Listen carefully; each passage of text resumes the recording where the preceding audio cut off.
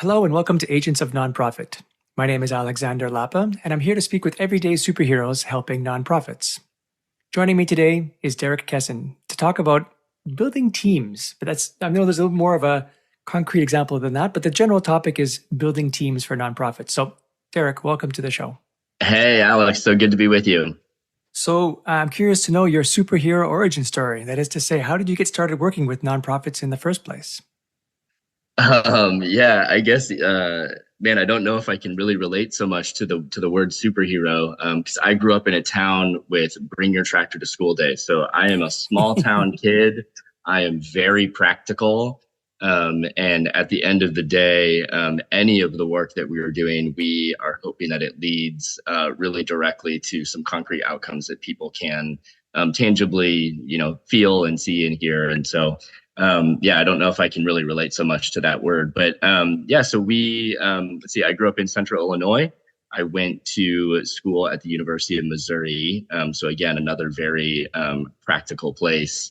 Studied finance and economics and then moved up to Chicago right after that in about 2006. And so I worked in the financial markets for 13 years at a bond trading firm here in Chicago. And then after that in 2019 is when I started On Center. And so there's a whole lot that goes into how and why we started that, but that's really sort of my origin story, kind of all the way back to my more practical roots. Well, I think, Superman lived on a farm, right? He had a tractor. I think that's right. I think it was maybe Kansas or something, but yeah. So from finance to nonprofit, that's a kind of not necessarily a big switch, but what was the pull then to start focusing your attention in the nonprofit space? Yeah, so I had the privilege of working at the same company for about 13 years, and I learned a couple of really important things that are important for really any business, whether it's a for-profit or nonprofit. And today, our company serves about 40% of our clients are nonprofits, and about 60% are for-profit. And the two things really that I think I learned there, one was just always to ask this question, I wonder if that's true. And the reason we say that is a lot of the work that nonprofits are doing, a lot of the work that our other for-profit businesses are doing also is they're kind of pioneering in their space. They're moving into an area that someone is not being served by a traditional sector, or we're pushing into a geography where other people aren't ready to go, or to a population that people aren't ready to go. And so you're kind of rewriting the script. And what a lot of times ends up happening is we kind of use these generally accepted truths that we use for everyday life, and then we apply it to a place that actually hasn't ever been seen to work. And so we like to say when we're going in to a different place, let's not just automatically do it the way that everyone's always done it. Let's ask the question, I wonder if that's true. And so here's the way everyone's always done it. Let's actually unpack all of the assumptions that go into doing it that way, and see if that actually truly makes sense. And so we found that actually ends up leading us to a lot of different approaches that are really better serving the communities that a lot of our nonprofits are working in. And so it's kind of that inherent intellectual curiosity. So that's one thing that I actually learned, believe it or not, in the bond trading industry before moving out of there. And so that was a really kind of, I think, formational aspect of how we kind of set up our business. The other one is really around, I kind of call it unlocking a different kind of economy. And so in the formal business sector, and nonprofits maybe don't have to worry about this as much on a quarterly basis, but certainly they do on an annual basis in annual reporting, is we're kind of driving towards these metrics that we have to show at the end of the day. And so in the trading industry, it's every day. It's make as much money as we can today before the end of the day. For a regular, Fortune 500 company, it's make as much money as we can before the end of the quarter for our earnings call. And for a nonprofit, it is, make sure that we've got our fundraising targets by the end of the year, and that we're able to, collect all of our monitoring evaluation information so that we can be reporting what our impact has been by the end of the year. And so how we like to think about this as a partner is, rather than us thinking about how we can make as much money as possible in the short term, we are a business, we have to make money at the end of the day, but we say, how do we serve our clients over the long term? And if I have to actually sacrifice a little bit today, I'll do that so we both win long term, right? And so then ultimately our client's success becomes our success, because we've got these long-term loyal relationships that are really leading to productive outcomes, both for them and also for us, because they're going to want to keep working with us because we care more about their long-term success than we do about our short-term success. So those are kind of two things that I was learning in the trading industry, which might sound crazy to most people, assuming that everyone in the trading industry is automatically just kind of selfish. But I had the good fortune of working with a company that was really standing out in that way, of really caring about our clients long term. So I think how I ended up, getting back to your original question of how I ended up actually working with nonprofits was in 2019. I had spent the last 3 years studying organizational psychology and strategy at Northwestern University here in Chicago, as part of my MBA there. And I was leading a team of about 30 analysts at this trading firm that I was working at. And we had grown. I was probably employee number 60. We'd grown to about 350 people. And it was time for change. It was time to kind of like reorient our teams. And what I was noticing about myself during that time was that I was actually a lot better at these organizational things than I was necessarily about leading a team of analysts to develop, portfolio strategies for banks, and that there were actually better people on my team to lead that effort. And so I said, well, heck, who needs that? Who needs help with structuring their teams effectively? Who needs help with designing the culture that they want? Who needs help with hiring and firing? Who needs help with just making good strategic decisions and getting information out of our data systems, and how are our financials working, and how do we actually present all that information so that all of our key stakeholders can make the best decisions that they can at the end of the day, whether that's our board, whether that's our leadership team, our executive director. And so in 2019, I went out on my own, and my first client was a nonprofit. So I've just kind of been intertwined with nonprofits ever since. And we work with Fortune 500 companies now, but we never want to forget, especially about like some of the smaller businesses and smaller nonprofits, because we've been there, we've been that company. So we know what it's like to have a budget below $5 million or a budget below $10 million. And so we know how scrappy you have to be and how people are doing multiple jobs. And so we've lived that life. We've also grown out of that life, but we try to make sure that we've always got an offering that's available, not just to the $50 to $100 million, revenue organizations, but also there's a way that we can reach down to a few of the everyday nonprofits that we love that are doing really crazy, impactful stuff. And usually you've got an executive director doing 3, 4, 5 jobs. And those are the people that we want to help, go from, having a $500K budget to having $1 million budget. That's really hard to do that. So that's kind of how we ended up getting into the nonprofit sector. And, now we work with both. So there are 3 threads there that I want to pull on. The first one was, I love the idea of challenging status quo. The phrase, this is how it's always done, or this is how everyone does it, to me is when I really start to crack a smile, because I love challenging that statement. And the answer might be, great, this is actually the right way to do it. Or more often than not, it's, well, let's take a double look at that to make sure that's actually true. So the whole idea of getting past that surface statement to see, what do they really mean by that? And does it really fit what they're trying to do? I think is a really important and healthy question to ask. Yeah, that's really good. Second thing was the general idea of, one thing I think is important is there's a lot of people that don't necessarily start from in the nonprofit space from the beginning, and being able to leverage the information learned, the lessons learned, practices, all this kind of information that comes from outside of the nonprofit sector, it can be applied for the most part into the nonprofit sector.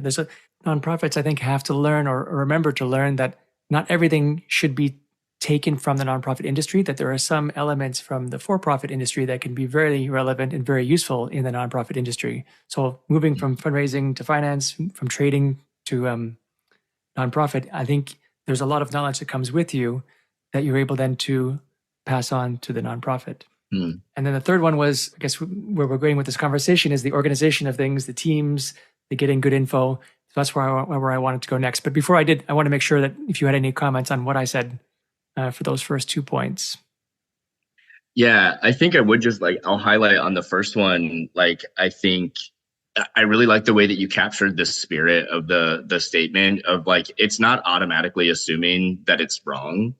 You could unpack all of the assumptions, and it might be like, yeah, this is exactly the right way. It's really taking that time to step back and make sure. And usually, the way that we find out is in a really community-led way, especially with nonprofits. But for profits, just replace community and put client. And so by actually spending time with the people who are interacting with your product, service, program, whatever it is that you're delivering, like that's how we're going to find out how to test some of those underlying assumptions that we're making about how they are utilizing, enjoying, not utilizing the programs and services that we're delivering. Yep, very good point. So let's go then to the third one, building the teams, getting the organization going. There was one thing, there's a lot we can cover here, but let's start with what would be your basic formula for building long-term value in terms of a organization of a nonprofit? Yeah, so in the 4 years that we were testing all of our assumptions and kind of pulling apart the way that people provide strategic advice to nonprofits and for profits and kind of trying to put that back together, we realized a few things. And one of the things is that you've kind of got the big kind of consulting firms that really the way that they divide things up is, some people give strategic advice, some people implement, and some people help with outsource services and things like that. So there's kind of like nobody is covering kind of all of it. They kind of like separate all the things out. I kind of say it's like so they have plausible deniability, so they weren't the ones why the project didn't work. And then on the smaller end, a lot of times you have kind of like one person or two person kind of consulting teams. And sometimes that'll be somebody who has industry expertise, and that's probably not the person that I'm talking about. Those people generally, like if they've been in a seat and have a lot of like specialized expertise to offer, sometimes that can be good. But a lot of times it's kind of like more of a coach than it is a consultant. And coaches are really, really good for some of the like ongoing support as you're making decisions. But where they're not as applicable is when you're trying to like figure out your strategic position. And so as we've kind of pulled apart how services are provided, it's kind of forced us to have a little bit more of a holistic view of an organization. So that's what leads to sort of like what we think our formula is for building long-term value. And so there's four kind of components that we think to go into that. One is we have to have a healthy team. If we don't have a healthy team, it's not going to matter what strategy we put out on the table. We're not going to be able to execute it. We have to be able to make decisions and kind of support those decisions as we're making them. So we think wise decision making is another piece. And actually delivering at the end of the day, what we said, we call it productive outcomes. So this is actually delivering a product or service to a market that people want and are willing to pay for, that leads to something productive. And so that's kind of another component. And then our last one is that we actually have to be aligned with the market conditions and industry conditions that we're in. It's really hard to swim against the currents. And so there are every now and then an organization that can kind of swim against the current to create a new market or create a new industry. So I'm not saying that that's not possible, but for most people out there who are delivering a product or service, you want kind of those aligned conditions. And you want to make sure that you're aligning your organization, the way you make decisions, the way you structure your teams, the way you build your products with those external conditions and what your kind of community and clients ultimately want at the end of the day. So our formula is, and this shouldn't be surprising based on what I just said, healthy teams that make wise decisions and deliver productive outcomes into aligned conditions build long-term value. So we think that's like the purpose of a business or the purpose of a nonprofit is doing that to build long-term value. So let's break that down then, the four elements a little bit, just to give us an idea of what that practically means. So when you say wise decisions, how do you know what is a wise decision, what isn't? How do you foster, but how do you foster an environment where decisions can be made? Is it a matter of coming up with a whole bunch of ideas as a team, kind of in a workshop, just brainstorming, whiteboarding, coming up with certain things, and then from those choosing the ones that are best aligned with what you're trying to do? That you kind of promote one of those items to this is the best decision for us going forward, or is it something more encompassing? How would you basically create an environment to be able to create these wise decisions or come up with these wise decisions? Yeah, absolutely. And so these kind of four pillars that we talk about, and basically they break down into strategic positioning, organizational health, operational effectiveness, and then kind of your economic context that you're in. And they're all really intertwined. So your ability to do any one of these really, really well is it can be hindered if any one area is kind of especially weak. And so each one of these we break down kind of into three areas, which ultimately results in kind of 12 of what we think are like these essential building blocks towards a healthy organization that's going to deliver long-term value. So on the strategic positioning side, how do we make wise decisions? We break that down into one is our purpose and having a really clear idea of why this company exists, why these values are the ones that we picked. A reason that that's really, really important. And I know that sometimes like spending time to define your purpose and spending time to define your values and then see how those are reflected in an organization can feel kind of like, oh, that feels kind of hokey, or doesn't everybody already know that? And maybe one quick note on that is that a teammate's ability to understand and align with a company's purpose is one of the number one reasons that an employee is either happy or unhappy or engaged or not engaged in the workplace.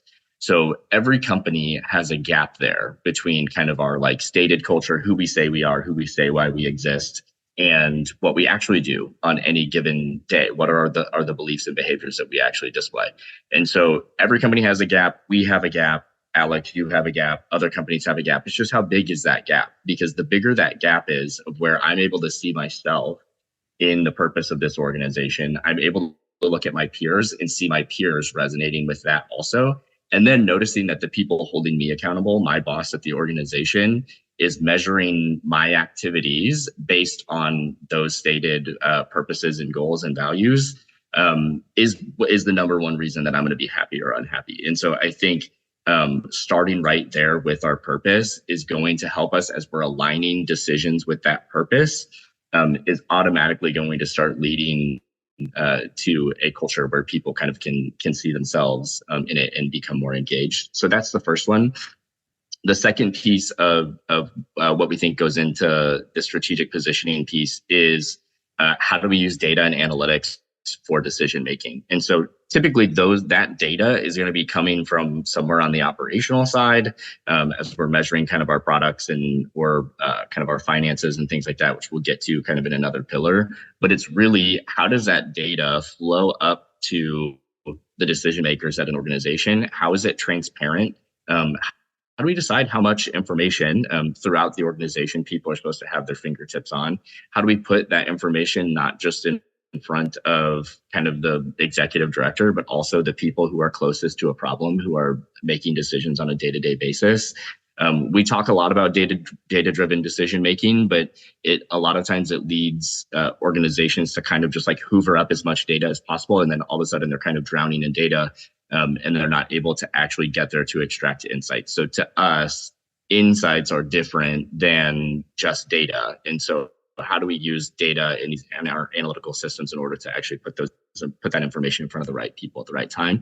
And then the last one, we just went all in on decisions. And so we said, what bets are we making that we think are going to drive long-term value? I think sometimes we kid ourselves into kind of believing that we've made decisions that we haven't made. And so I think when we can sit around a table and say, these are the decisions we're following, we're all aligned with these right now, we're going to measure how they do. And then as time goes on, we're going to come back to this table and say, how is that decision performing for us? 3 months have gone by. Is this leading towards the outcome that we want? Are we willing to come and say, hey, maybe that's a decision that we can actually reverse and do a different, take a different path? And so I think there's a lot of times there's a challenge in an executive director perhaps might think they made a decision and no one else maybe realized that the decision was made and everyone wasn't swimming in the same direction.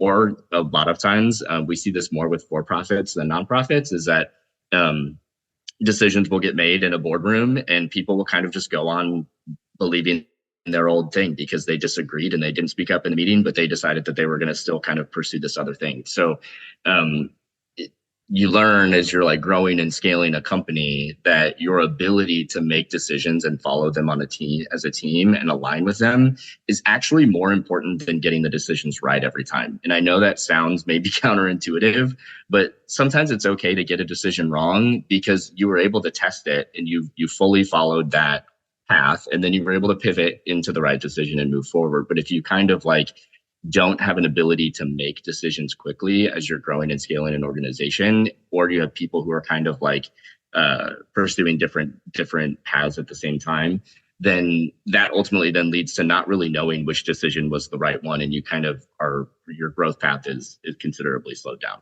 So those are kind of the three pieces of sort of strategic positioning. I love that feedback loop where just because you're making a decision today doesn't mean you have to stick with that decision forever, that you can come back after a certain period of time, look at the new data, look at the new situation, and decide to course correct or not. It's not like it's a set and done type of situation. You have that mechanism in place to adjust as needed. I think it's a really important thing to keep in mind. That's because you're right. I mean, people can make the wrong decisions, and you will learn that as you go along. So I agree with your point. Not to think that decisions are final. Absolutely. I also love that team alignment portion as well, in the sense of making sure that the team is aware of the decisions being made and agrees with the decisions being made, because every single organization that I see works really well, it's because the whole team is rowing in the same direction. You're on the same boat, you're all rowing in the rowboat, and you might not be going to the most accurate or the best destination, but you're all going there together, and you can course correct literally like a ship to get you to where you need to be. But more importantly is making sure that everyone's rowing in that direction and not that direction. And I'm pointing in two different directions. Absolutely. I know you can't see me. Absolutely. You can't go two directions at once. And so that's the nice thing so when we make decisions, we say, how reversible is this decision and how much does it cost us to reverse this decision? And if it's reversible and doesn't cost us that much to make a decision, I'm going to tell my manager to make a call and I support them, right? Like, let's go that way. I positioned you in this role because I believe that you were able to make management level decisions. That sounds good to me. I'm going to do everything I can to support you in going that direction. And then we're going to measure how it went. And if it doesn't go well, we knew that it was reversible and wasn't going to cost us much to reverse it. It's the ones that aren't reversible or cost a lot to reverse them, either in time or money, that we want to be a little bit more careful when we make them. I mean, just off the top of your head, I would gather that most decisions are reversible, like 80% or higher. Is that too high a number? Does that make sense? Or does that make sense to you? Yeah, I don't remember what the statistic is, but I think we make like thousands of decisions a day, right? So everyone's making decisions throughout a day. And I think that there is more of a psychological barrier to feeling like a decision is permanent than there is actually permanence to a decision. And I think that's because at the end of the day, like, we're people. And so when we're sitting in a boardroom and we have, 40% of the room is going one way and 60% of the room is going the other way, and we think this is our chance to finally, make a decision to go our direction. And we feel like if the decision is yes or no, and the decision is no for now, it feels like no forever. And so I think that's one thing that I think is really helpful for teams also, when you have to decide at the end of the day, like, which 3 to 5 things are you going to follow? And you can't do all 10 things. And so sometimes if something was thing number 6 and it didn't make the cut for the 3 to 5 things we're going to follow right now, people psychologically feel this like uneasiness that, hey, that was my thing I really cared about, and now we're not doing it. When in reality, if we can map that out over 5 years and show someone that, hey, we have to follow these 3 to 5 things for now, but your bucket number 6, that thing you really care about, that it's not no for now, it's not no forever. It's just no for now. That's going to come in, Q2 of 2025 or whatever. And so, yes, most decisions we feel like we see are very reversible. They're less human reversible. I think coming back to the table to face a decision and change it, you really have to develop and flex that discipline to show your willingness and ability as a team to come back and course correct, as you put it. So that's a pretty good summary for decisions. I know we could talk much more about it, but I want to move on to the second topic, which is healthy teams. You mentioned you have three, you break that down into the three subpoints. So I'm curious to know what they are. Yeah, absolutely. So purpose from our kind of strategic positioning bucket really flows right into our first bucket of organizational health, which is culture. So our purpose is going to really set what is our organizational narrative? How do we talk about what we do? What are our common set of sort of beliefs and behaviors that we display and show on a daily basis? So that's kind of showing like how are we interacting with each other. The second one is just people. So how do we attract talent? How do we train them? How do we motivate them? How do we keep them? And then how do we measure that they're performing or not performing? And that last one can be a difficult one, I think, for organizations, especially small ones, as you're kind of growing and training leaders, along with growing and training the rest of the folks that are working at the organization. And I think especially we work with a lot of multicultural teams. So some of our clients are in 30 or 40 countries. And the idea of measuring performance looks a little bit different in a lot of those different places. And so how do you make sure that you're sort of like right fitting your people approach to the context that your people are in? And then the last one is in just overall structure. And so what we notice, I think, most with nonprofit organizations is actually they typically have really good people. It's usually people who could do a lot of different things with their careers, and they have seen this opportunity to really live in their mission and live in their purpose, and deliver value to a community that probably would not otherwise have it. And so you usually have really good, really smart people at nonprofits.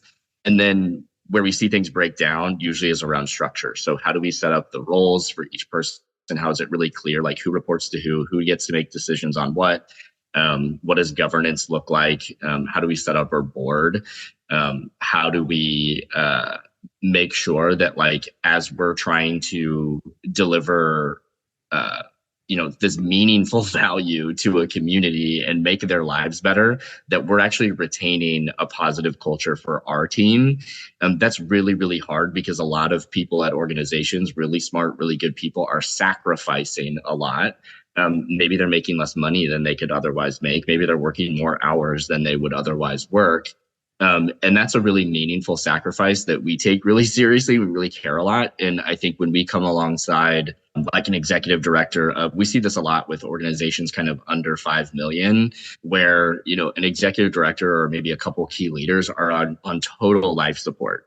And so we end up having some pretty candid conversations with their boards about, these are your two most important people at this organization. And how do we make sure that, as we all care about this population that we're serving, how do we make sure that we're really truly taking care of our key leaders? Because that's going to roll down to the key leaders being able to take care of the people at the organization. And so how do we honor the sacrifices that they're making and create a culture that is really serving them as well, and that they're not just serving, but also being served? And so that's people, structure, culture are our three pieces of organizational health that we really focus a lot on, especially with nonprofits. The one thing I love working in the nonprofit space is because of the people. Like, that's one of the main reasons, is that it attracts a certain kind of person that is, I'm going to use the word, less selfish, that their focus, their energies is not about themselves and what it's about their impacts. How can they help the community? How are they helping the community, their fellow man? And that is a lovely thing. So I agree. I found that nonprofits have a lot of lovely people working for them because of that type of personality that it tends to attract. And then I'm curious, because you measure, that is definitely the most interesting part of this, because the first question I had is, measure it according to what, right? What are you exactly measuring? And how do you decide what to measure against, right? If you're measuring a physical thing, you can talk about its height, width, length, weight. But when you're talking about people, and especially people doing something, like obviously you're measuring some kind of performance, or typically I guess you would measure performance, but there could be other types of measurements. And it's trying to choose, and how do you choose which metrics to use to measure people against? Yeah, absolutely. And so this is where that first piece of really making sure that the company is doing things on a daily basis that are pursuing its purpose is really important. Because then what we're measuring is actually our team's ability to deliver those outcomes. And so we can be measuring roles based on their ability to deliver outcomes, not just on like your sort of like personal development goals. So I love for teams to have, personal development goals, but it shouldn't all just be about, how good of a teammate are you? How good of an employee are you? It should be what outcomes are you delivering? And those outcomes then being aligned with the purpose of the organization, it makes it really, really, really clear. So when we do a strategy project with one of our nonprofit clients, we start with, what are those 3 to 5 things that we're pursuing? We break that down into all of the like kind of objectives that are going to be supporting that strategy. So now we've got kind of like 6 to 8 objectives per kind of 3 to 5 strategic, priorities that we're following. And then we break that down into all of the tasks and action steps that are going to be pursued over 3 to 5 years to make this strategy come to life. And so now we have broken this down into very tangible, very concrete things that we can now assign names next to. And we can do what's called a RACI chart, if you've heard of that. So who's responsible, accountable, consulted, informed for each one of these things that we're going to be tracking and following for the next 3 to 5 years. And if we do that well, we believe it will lead to this impact outcome and this financial outcome for our organization to sustainably continue to deliver impact over time. And so by doing that, by breaking things down in a really concrete way, then those measurement things get so much easier, because there's nothing worse than, being an employee and either not really feeling like what you do on a daily basis aligns with the company's mission or really delivers impact, or that you don't really know how you're being measured at the end of the day. And so I think that's a really important one that you brought up. I love the focus on outcome. This to me is really a core pillar of my business, in that it's not how much time I spend doing something, it's what is the outcome of my work and my time. So I totally on board with focusing on that as measurements, not the inputs. Mm. So let's jump then, because I know each of these topics we could spend a lot of time on, but we are fortunately only able to cover just a surface level of these things, which is still fascinating to me. Number 3, productive outcomes. How would you Awesome. divide those 3 or those into 3? Yeah, so operational effectiveness, this one is much more straightforward. The other two take a little bit more to explain. So operational effectiveness is our products. So how do we research, develop, and what resources do we use to deliver our products, whether that is a nonprofit program, whether that is a service. Nonprofits can deliver services and products as well. So if we have earned revenue programs and things like that. Positioning, how do we position those? So how do we price our products and programs? How do we promote them? How do we support them? Do we have customer service that is supporting those as they go out? And then the last one is finance. So what is our regular financial reporting? How do we do forecasts? How do we do budgeting for key initiatives? And so that's a really key critical function, especially if we're going to be supporting some of those other organizational outcomes that we're looking for in sort of like, how do we make sure that we're able to pay our people well and things like that. That finance arm is really important for sustainability and for organizational health. So from the perspective of a nonprofit, though, I would add the 4th one, which would be about impact to the community or some other mission-based element to it.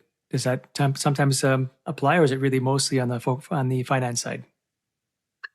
Yeah, so I think through our, like, we just have a broad bucket for product because sometimes that is a program which delivers impact, or sometimes that is a service or a product that delivers impact. And so, okay. So yeah, so we would put that within there, but it does have to be measured, right? So we're measuring things, which I think gets to your point of making sure that we're actually seeing how our programs are performing, how they are reaching the goals. And so like every nonprofit organization probably has a relatively strong monitoring and evaluation program, making sure that they're actually able to capture and report that their programs are delivering what we hope they are.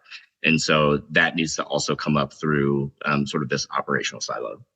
Yeah, thanks for that breakdown because sometimes I've seen organizations who are planning and tracking their impact. It's, how many meals did we serve today or this month or this year? Or how many people did we shelter today or this month or this year?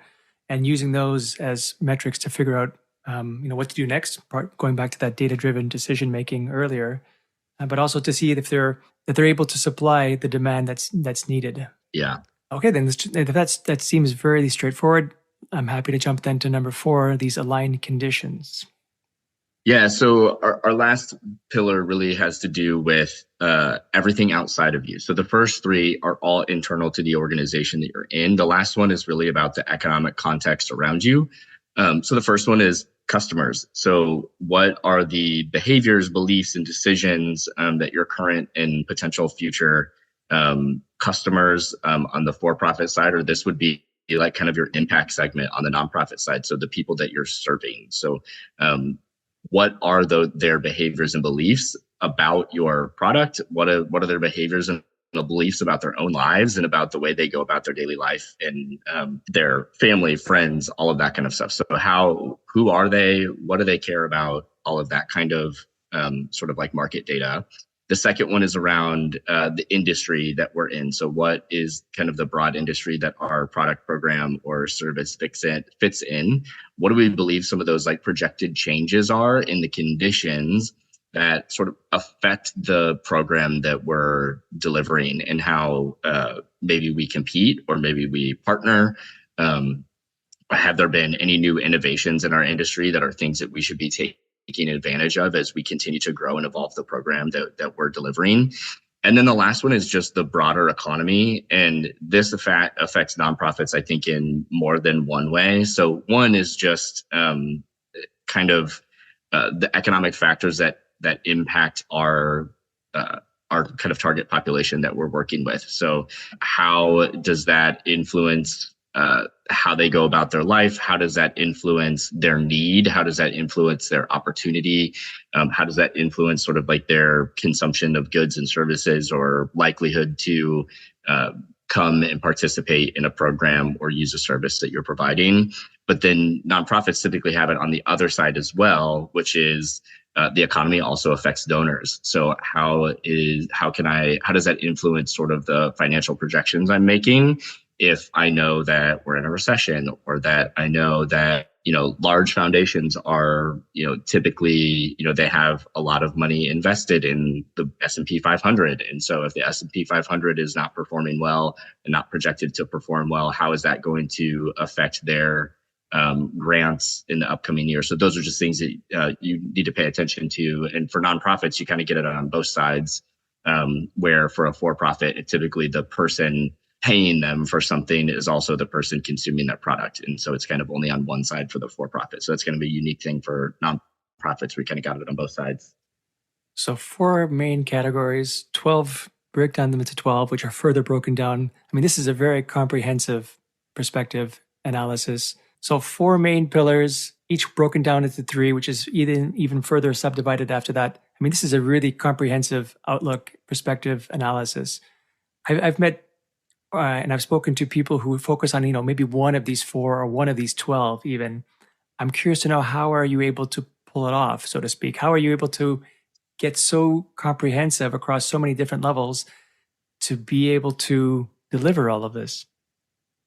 Yeah, that's a really good question.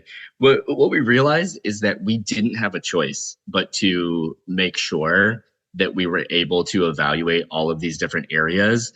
And I think what this framework does more than anything is it gives people language and gives people areas of their business to look at, or areas of their nonprofit to look at and say, where do I think this pain is coming from? Or where do I think this opportunity lies?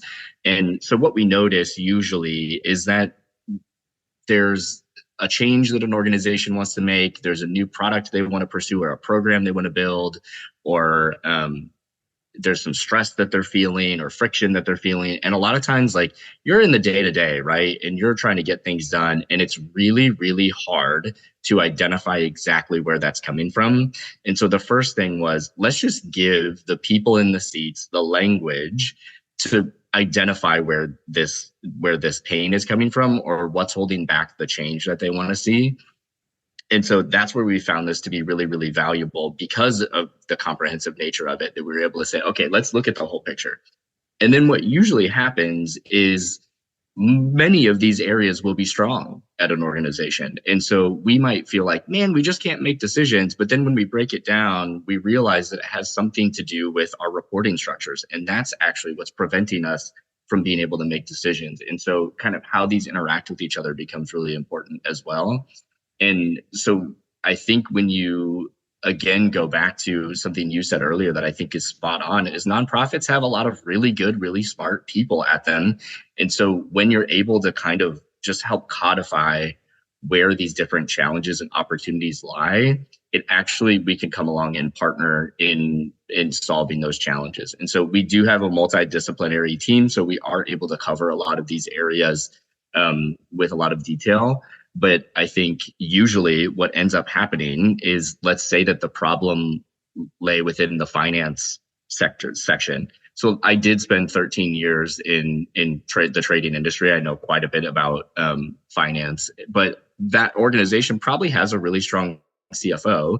But the problem wasn't because the CFO wasn't good at their job. The problem was just because of how the finance silo was interacting with something else. So how do we actually unlock the skills and talents and wisdom of the people already at the organization and come alongside them and partner with them to start kind of like improving the way that these all kind of tie together. So there's kind of like invisible connections between all of these. And our what we've learned over the years is those connections were actually a bigger part of the barrier than the item, itself, or the category itself. So I don't have to be, I don't have to be the person that's like developing a new finance system for somebody. They actually have the guy or the gal who's like going to be able to do that, but I need to come alongside them and partner with them to make sure that the numbers that are coming out of it are effective.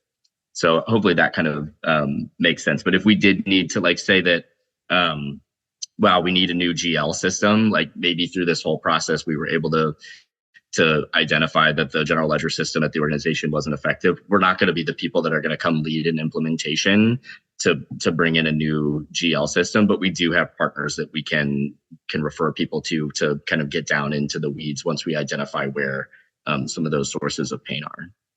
Since AI is really all the rage these days, I'm curious to know, in all of these activities, where do you see AI fitting? I mean, I can, at a first glance, the data-driven analytics that you mentioned at the very beginning as part of the wise decisions, analyzing data easily is something AI is great at. But I was curious to know if it has any other impact in any other element that we've spoken about so far. Yeah. I think like, especially large language models, I think is kind of the next space that we're sort of seeing sort of permeate all of the different areas of an organization. So the biggest thing is probably speed.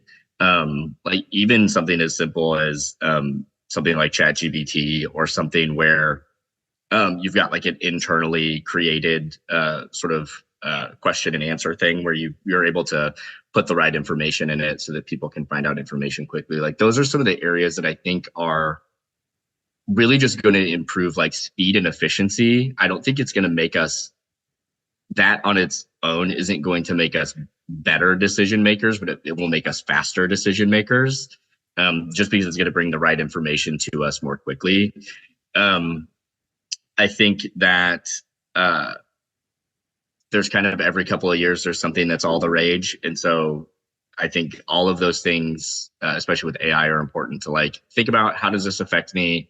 Are there areas of opportunity that we can take? But also, this is going to be an interesting, 15-year thing that we get to follow along with. And generally, the answer probably for the average nonprofit is probably not for it to build something AI driven, but for it to wait for a bunch of VC organization companies to spend a lot of money building something and specializing in it, and then to buy it off the shelf for $20 a month.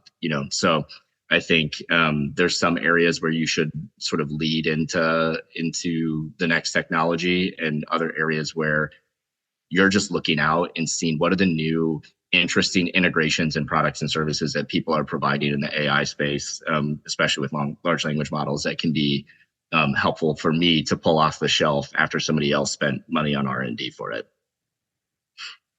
Yeah, we're aligned on that. I don't think nonprofits should necessarily be the leading edge of technology. Let the market sort itself out, and then once the chips have fallen and the dust has settled, then they can reap the benefits of the ones that truly are the best of breed. Yeah, absolutely. And there's some places, I especially think in, when you've got government and very large foundation or academia, like where they can partner together to really fund new things that the market would not otherwise pursue. Like that's where you can see sort of some of the non-for-profit money really leading the way in innovation. So I really love that. But yeah, the average for-profit or nonprofit organization probably isn't the one pushing on the edges of those things, rather waiting to see kind of what emerges. So yeah, I'm excited to see how that affects but just efficiencies around how we position products, efficiencies around how we report data. And I think those are probably two of the bigger ones. I think also like analyzing market and industry is going to become easier and easier as data becomes more effective. And the biggest thing there is just pay attention to garbage in, garbage out, and inspect what the underlying assumptions are that a system is making before you trust kind of the outputs that are coming out of it. Absolutely. So, Derek, we've covered lots of great information today. I'm sure people listening will have some questions. Where can they get in touch with you if they do? Yeah, our team is all over LinkedIn. So we would love to connect with you on LinkedIn. Our company is OnCenter. It's one word, ONCENTER, consulting. And you can find me at LinkedIn/in/Derek Kessen. So maybe we can put that in the show notes. But our team is there. All of us would love to connect with you and follow along with your story. That's kind of the thing. The big benefit that we get, especially with working with nonprofits, is we get to kind of be a very small part of following along with your story and the impact that you all are making. So that's kind of our joy in being able to partner with you. So we'd love to be able to follow those stories on LinkedIn. Yeah, we'll definitely put those links in the show notes. Derek, thank you so much for joining me today. Awesome. Thank you, Alex. All right, that's it for today. I'm Alexander Lapa, and I hope you join me again in the next Agents of Nonprofit.